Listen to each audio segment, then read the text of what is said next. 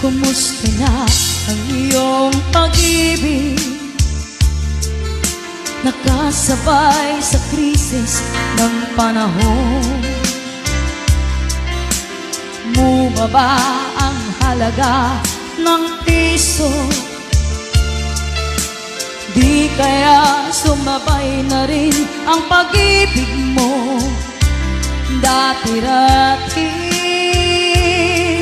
madalas mo akong tawagan, madalas mo akong i-text kahit saan. Ngayon